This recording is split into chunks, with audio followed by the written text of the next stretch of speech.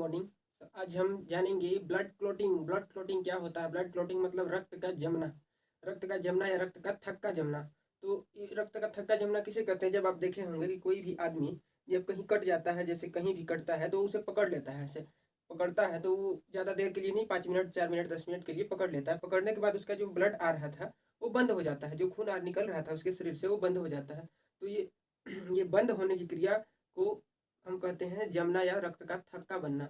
रक्त का थक्का आप देखे होंगे कि जब कहीं भी आदमी कटता है तो उसके ऊपर एक परत जम जाता है। वो परत उस परत को हम पपड़ी या खरठी कहते हैं।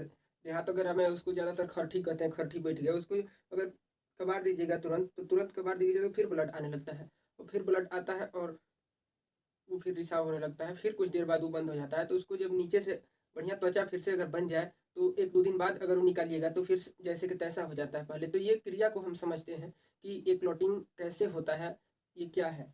तो यहाँ सबसे पहले आप देखिए कि शरीर में कहीं भी कट जाने के बाद उस कुछ देर बाद वहाँ पर ब्लड का निकलना बंद हो जाता है और वहाँ पर एक परत जम जाता है जिसे हम क्लॉटिंग कहते हैं। क्लॉटिंग या रक्त का थक्का कहते हैं या ब्लड का जम जाना कहते हैं।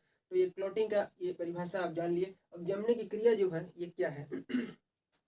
तो जमने की जो क्रिया है इसकी, तो वो ये देखिए कि पहला जो क्रिया है वो थ्रम्बोसाइट। थ्रम्बोसाइट यानी कि प्लेटलेट्स, बिम्बाणु, आपको पिछले वीडियो में बताए थे इसके बारे में डिटेल से पूरा। तो ये जो थ्रम्बोसाइट होता है एयर यानी कि वायु की उपस्थिति में, जब वायु जब कटता है तो बाहर तो है ना वायुमंडल, तो उसमें हवा आ रहता है। तो हवा की उपस्थिति में ये हवा से क्रिया करता है तो थ्रम्बोप्लास्टिन बना लेता है। पहला स्टेप हो गया, थ्रम्बोप्लास्टिन का निर्माण कर लेता है। और दूसरा जो है थ्रम्बोप्लास्टिन जो है शरीर के में हमारे जो कैल्शियम है, कैल्शियम और प्रोथ्रोम्बिन से क्रिया करके, प्रोथ्रोम्बिन जो होता है वो प्लाज्मा वाला में होता है, तो प्रोथ्रोम्बिन से क्रिया करके थ्रोम्बिन बना लेता है। थ्रोम्बिन बनाने के बाद अब तीसरा क्रिया है थ्रोम्बिन। थ्रोम्बिन जो है फाइब्रिनोजेन से क्रिया करता है। थ्रोम्बिन फाइब्रिनोजेन से क्रिया करता है तो फाइब्रिन बनाता है। फाइब्रिन की संरचना जो होती है, आप जाली देखे होंगे बालू चालने वाला जो होता है, ऐसे ऐसे यहाँ पे जाल की इस टाइप का उसका संरचना होता है। अब आप बताइए, जहाँ पे कटा है कोई, अगर जैसे नली है, नस वस वगैरह जैसे कटता है तो पाइप है, नाली है पाइप की तरह है। अब पाइप के मुंह पे आप ऐसे अगर जाली लगा दीजिए तो पाइप में आने वाला कचरा जैसे आरबीसी डब्ल्यूबीसी जो भी है वो आके फंस जाता है इसमें। तो ये क्या होगा, पूरा जो छेदा है इसमें होल है वो बंद हो जाएगा। जब बंद हो जाएगा तब जब ये आरबीसी डब्ल्यूबीसी जब नहीं निकलने पाएंगे तो फिर कहाँ से निकलेगा वो प्लाज्मा वगैरह। तो ये रक्त का बंद हो जाता है। फाइब्रिन, रुधिराणु यानी कि आरबीसी डब्ल्यूबीसी और प्लेटलेट्स मिलकर ये यहाँ जाली में दाब देते हैं और दाबने से रक्त का थक्का बन जाता है। तो ये रक्त का थक्का इस तरह बनता है। अब हम जानेंगे इसके समरी के बारे में। अब हम देखेंगे कि ब्लड जो जमता है हमारे बॉडी में, शरीर में जो जमता है, तो वो जमने के लिए कैसे क्या क्या आवश्यक चीज़ है उसके बारे में हम एक समरी बताते हैं। समरी जो है, जो पहला चीज़ है वो विटामिन के है। विटामिन के हमारे शरीर में आवश्यक है ब्लड को थक्का जमाने के लिए। और दूसरा जो है, विटामिन के क्या काम करता है? काम तो बाकी सब जमाने का काम करते हैं। विटामिन के जो है वो जल्दी से स्पीड में करने के लिए प्रेरित करता है, स्पीड करवाता है काम वो, वरना और विटामिन के का काम नहीं है। अब दूसरा जो है रुधिराणु। रुधिराणु में प्लेटलेट्स, अगर ये आपको पूछेगा कि कौन सा रुधिराणु जमने के लिए कौन सा रुधिराणु आवश्यक है तो आपको प्लेटलेट्स बताना है। प्लेटलेट्स यानी कि थ्रोम्बोसाइट प्लेटलेट्स। और तत्व या धातु पूछेगा तो कैल्शियम, कैल्शियम से क्रिया करके ही तो वो आगे बनाता है। तत्व में कैल्शियम हो जाएगा। और चौथा जो है प्रोटीन। प्रोटीन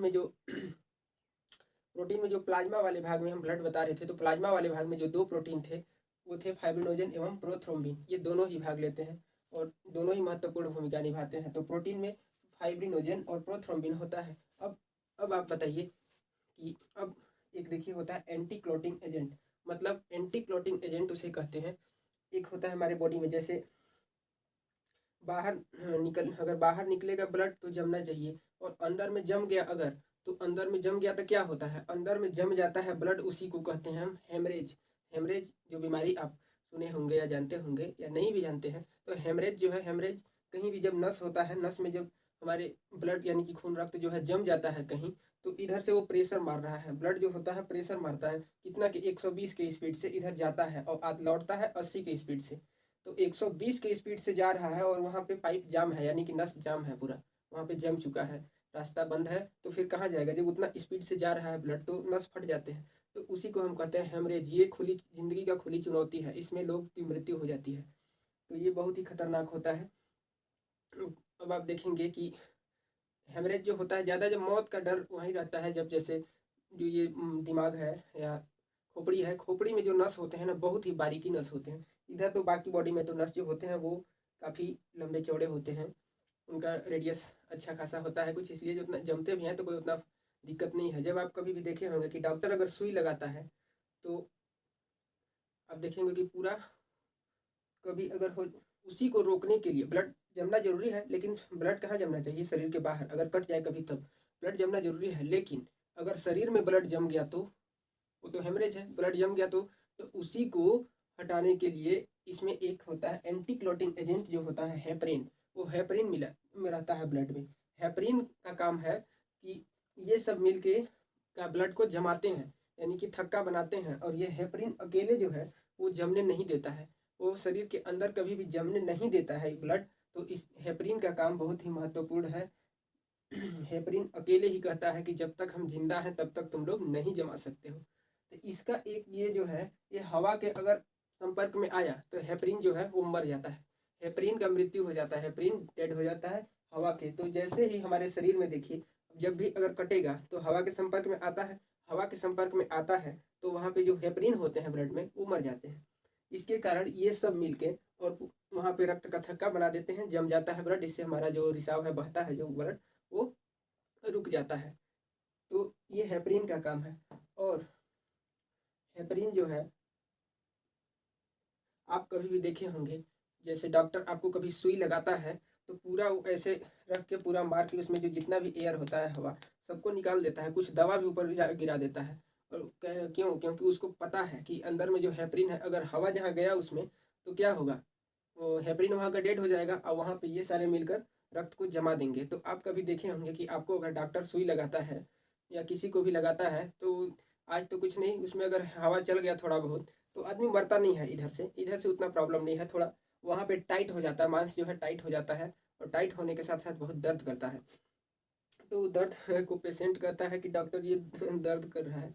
डॉक्टर तो जानता है कि गलती तो हमरे है, लेकिन उसमें क्या करता है, उसे गर्म पानी से सेकने के लिए कहता है ताकि वो धीरे धीरे ठीक हो जाए। तो आप भी कभी भी अगर इंजेक्शन लेते हैं तो ध्यान दे लीजिएगा, अगर हवा जाएगा तो वहाँ पे दर्द होगा, क्योंकि ब्लड जम जाता है, इसलिए थोड़ा रिस्की होता है। और यही अगर दिमाग उमाग में जैसे हो गया तो इधर से तो नामुमकिन है, अगर ब्लड जम गया तो आदमी का मौत फिक्स है। इसीलिए हेपरिन का होना बहुत ही आवश्यक है, ये बहुत ही अच्छा भूमिका निभाता है। और ये भी अगर आप मान लीजिए कब, एक होता है बीमारी होता है हीमोफीलिया होता है, हीमोफीलिया एक ऐसा बीमारी है, ये अनुवांशिक बीमारी है, यानी कि पीढ़ी दर पीढ़ी जाते जाएगा, अनुवांशिक बीमारी है, ये पीढ़ी में जाता है। इसकी शुरुआत जो इंग्लैंड की महारानी एलिजाबेथ थी उससे ही शुरुआत इसका हुआ है। तो ये जो है, इसमें हेपरिन इतना ना सेंसिटिव हो जाता है, इतना ही ज़्यादा एक्टिव हो जाता है कि जब कटता है तब पर भी ये मरते नहीं है, इतनी संख्या हो जाती है, इतना ये एक्टिव हो जाता है कि नहीं जमने देता है। बाहर कटने के बाद भी, हवा के संपर्क में आने के बाद भी रक्त जमता ही नहीं है, जिससे आदमी का ब्लड रुकता ही नहीं है, जिससे आदमी की मौत हो जाती है। ये हीमोफीलिया जो है ये अनुवांशिक बीमारी है। अब हम देखेंगे कि जो फाइब्रिनोजेन और प्रोथ्रोम्बिन थे, ये दोनों क्या कर रहे थे, ये दोनों ब्लड जमने का काम कर रहे थे, जमाने का, थक्का बनाने का काम कर रहे थे। फाइब्रिनोजेन और प्रोथ्रोम्बिन रक्त का थक्का जमाने के लिए काम कर रहे थे, और हेपरिन इसे जमने नहीं दे रहा था। तो ये दोनों के दो कार्य हैं, लेकिन दोनों ये जो निर्माण इनका है, जो बनते हैं वो लीवर में ही बनते हैं। इनका जो निर्माण है वो लीवर, दो ये तीनों ही लीवर में बनते हैं। तो आप जान गए होंगे कि कैसे ब्लड जमता है, ब्लड क्लोटिंग समाप्त हुआ।